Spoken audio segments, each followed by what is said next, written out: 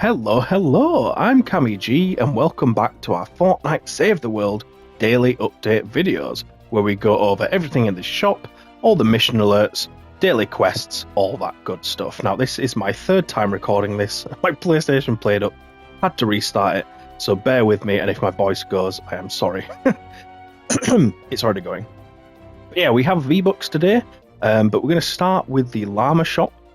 So basic upgrade llama, always worth checking. As you can see here, we have a mythic lead in there, so you know, if you still need those, definitely worth logging on just to check what goes on there. We have the Sci-Fi Llama as the limited llama, which we had the Wild West yesterday, so just wondering if they're battering through a few sort of event llamas as we lead up to the end of the season. So if you don't know what weapons are good in the Sci-Fi Llama, I will go over that at the end. And I'll go into the collection book, tell you which weapons are good, so stick around to the end if you need to see that. And then for the item shop, so as you can see, 3 days left on that, and that includes the event stuff as well, because we are at the end of the season. So these heroes and weapons will go after those 3 days, and you'll have to wait a year again, unless you use like recruitment vouchers, stuff like that. So if you need to get those things, definitely check it out sooner rather than later. Now going to the quests, we can see the daily dungeons is the lab, which is one of the harder ones, but if you do need it for those, 10 dailies or for the gold, the XP, that type of thing, it's definitely worth running, I think, and I will be on my alt account for the, the 10 dailies, want to get that reward. And then if we look at war games, we can see that Canny Valley has close quarters. Now, if you follow our trap tunnel videos for endurance, AFK endurance, check that in the description. We have the playlists in there if you obviously don't have our builds, but they should work for the most part. Close quarters is a bit more difficult. You might get some spawn in block-offs and stuff, so you probably won't be able to fully AFK it. But the one in Stormwood, with full time, you will be able to AFK it. It just might take you 15 minutes, because you won't be able to pick up the clocks to make it go faster. In Twine, trapped out means you won't be able to do it, so sadly you won't be able to get the rewards there today, unless you just use guns obviously and stuff, but it's quite hard. And then in Plankton, you can definitely easily do that AFK. Just stay away from the places that are being attacked so you don't die from denied. So yeah, that's the war games. And then endurance is Stormwood, which again, if you look at our AFK endurance builds, you'll be able to run those every day if you want, easily for the XP. Now, if we head into the areas, we are going to start with Ventures, because everyone can get to the top of Ventures. You don't have to be in Twine, Canny, you can be in Plankton, Stormwood. That's what we've done on our alt account, and we got all the way to the top. So, the 4-player missions, there's not a whole lot worth doing. This one's probably worth it for the epic Perk-Up if you need it. There's quite a lot there, and it is a lower mission. And then that one's just mainly schematic XP, so probably not worth it. Schematic XP again, so not really worth it, I don't think. And then at the bottom here, we have 4 times reperk, which is going to give you a lot, so might be worth doing that one if you want. For the evacuate here, we have a legendary survivor, which is always worth getting, even if it's just to, either upgrade a rare epic, to legendary, or to get a better side bonus. So, trap durability, trap damage, ability damage, whatever it might be you want.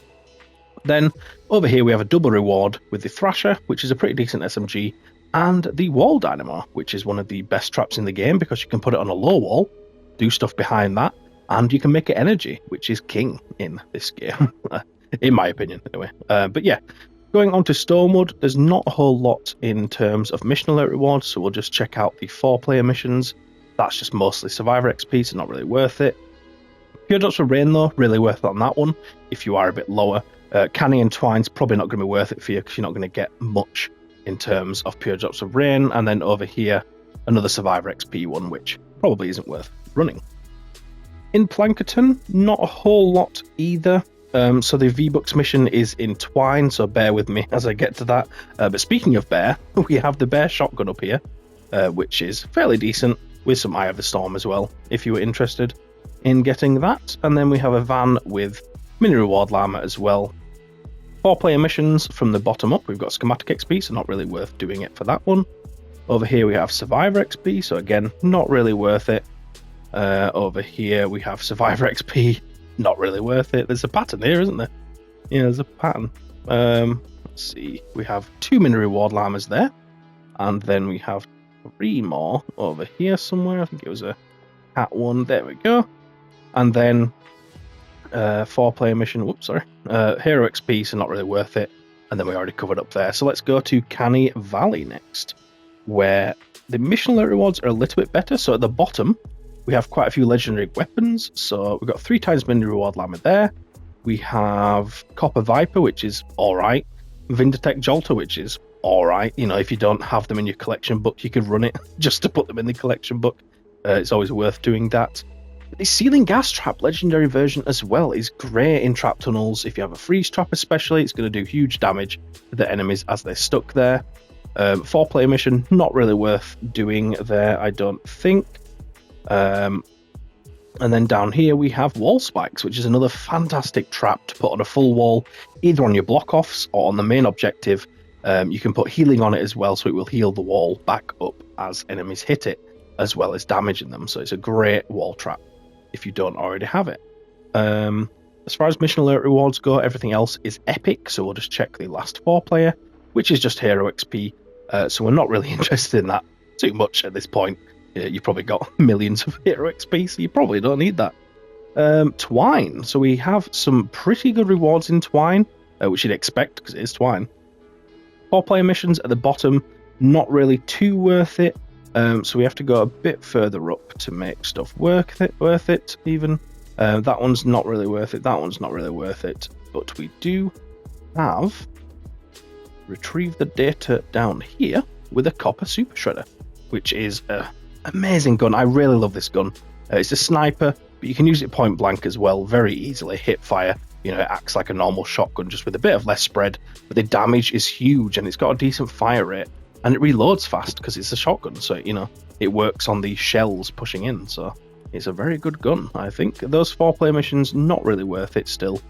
It's a bit higher up when they become more worth it because the rewards get a little bit better. Sorry, going back, actually, the floor freeze trap is up here somewhere as well, next to the... There it is. Floor freeze trap, which is a great trap. Obviously, everything that gets frozen in it takes more damage, which is fantastic. 3 times legendary Perk-Up and 1 epic Perk-Up. So this is where we're starting to see some missions worth doing there. And then we have 4 times Survivor XP, which is less good. There's an encampment mission around here somewhere, though.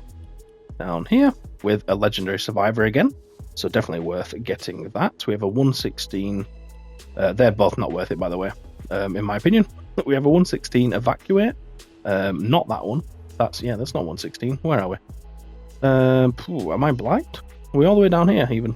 Flame Grill Floor Trap, which is not a very good trap, just put it in the collection book. And then Vindatech Slicer, a pretty good melee weapon. If you don't have it, definitely worth getting, I think. And then as we make our mate up, words are hard. I need to go to bed. What else do we have? We have the V-Bucks mission. We can't forget that. Just scroll on by it, you know? Yeah, the V-Bucks mission at the 140, Cat 3. So it's obviously very high up, but if you are a founder, you could definitely run that. And obviously get your V-Bucks. So worth doing that.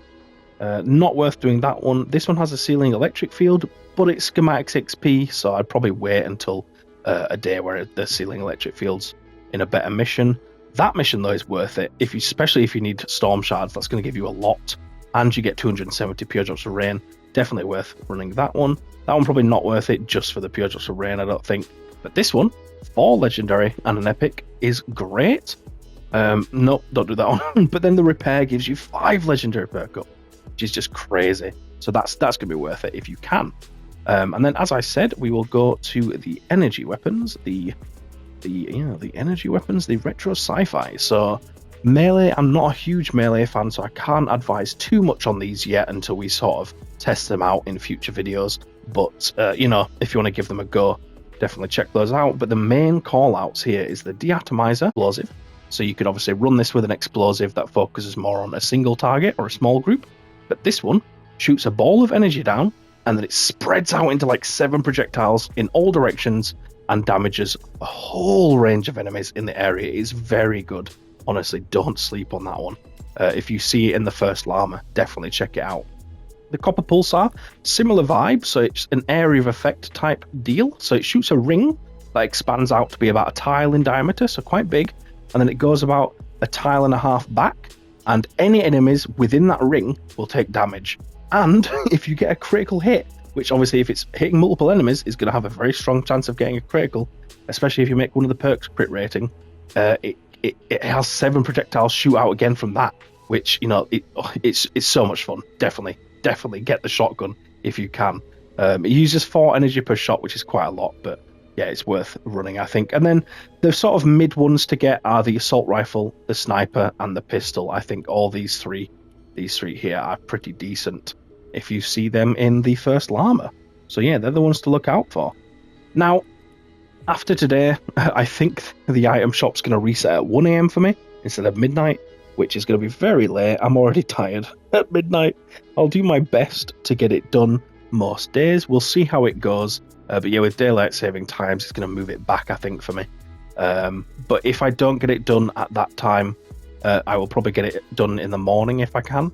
So we're talking about 8 AM, something like that, UK time.